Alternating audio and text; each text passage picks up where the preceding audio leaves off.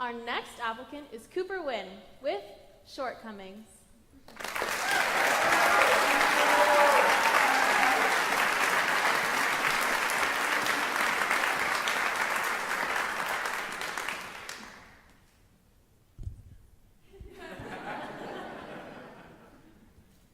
I remember that day like it was yesterday.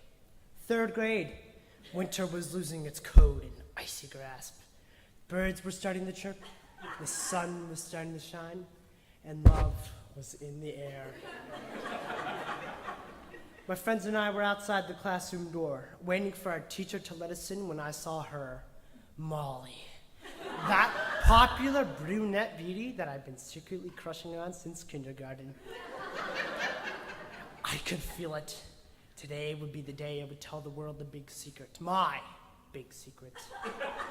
Because I just couldn't hold it in any longer, I would tell some trusted friends my heart's desire. On cue, a friend asked that fateful question. Hey Cooper, who do you have a crush on? That question alone sent shivers running up my spine. And I spoke her name to my eager listeners. Yep. One of them immediately walked over and told Molly the big secret. By the end of the day, the whole grade knew not only what I thought about her, but what she thought about me. It turns out, she thought I was short. Not a personality, but in height. There's some things about life you have control over. Your work ethic, how nice you are to people, and whether or not you do your oh-so-boring homework. But other things like your height, well, not so much. In terms of the stuff you can control, it should be easy. Work hard, be nice to people, and just do the homework. But what about how we handle what we can't control? Molly thought that I was too short. For somebody else, it might be that they're too tall, too skinny, too fat, too smart, too dumb, too athletic. The list goes on and on and on.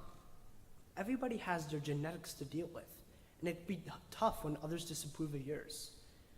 Why not learn to embrace what makes you, you? If you don't love yourself, well, why would anybody else? But back to my story. In case you were wondering, 3rd grade boys aren't always sweethearts. And mine were still jerks long after they stopped caring that I had a crush on Molly. I was in their cycle of bullying, and it didn't stop. I mean, I was a normal kid. I wasn't an outcast, but I definitely wasn't popular. I wasn't weird or anything like the matter, but they chose to consistently make fun of me because of how tall I was. Because of how tall I was. When normal kids were here, I was here. This was true both literally and figuratively. They kept on making fun of me for weeks. Luckily, nothing physical occurred. They called me names whenever they got the chance, and even though I joined sports, they never acknowledged my existence whenever we played.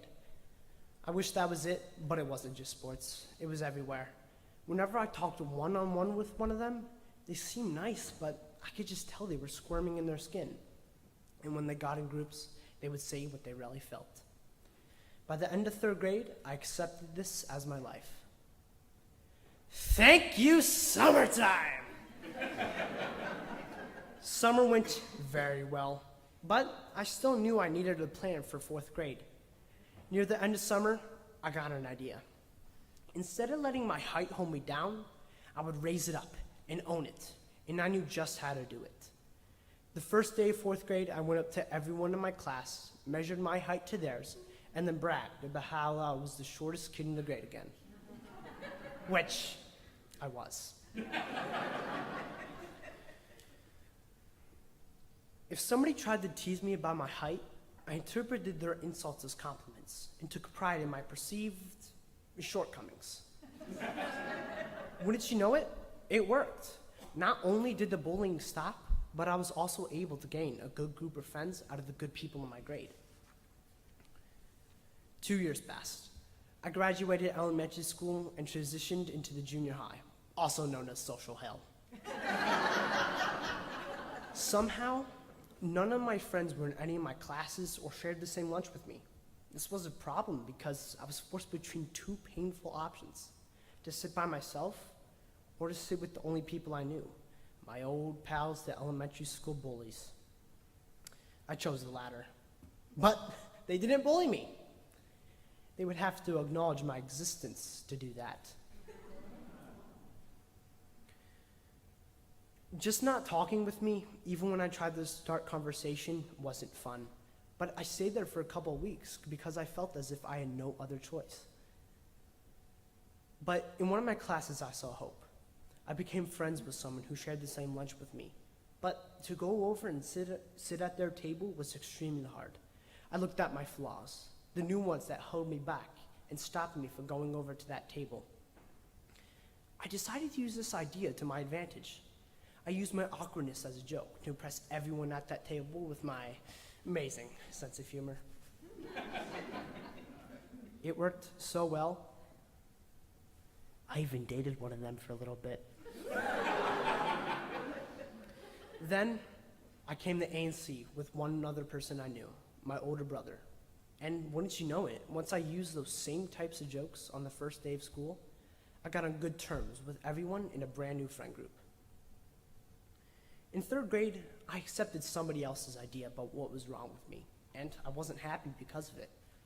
Then I learned to tune out those narratives, and it turned things around in elementary school all the way up to high school. Now I know the embrace what makes you special. It's kind of a cliche, but I'm proud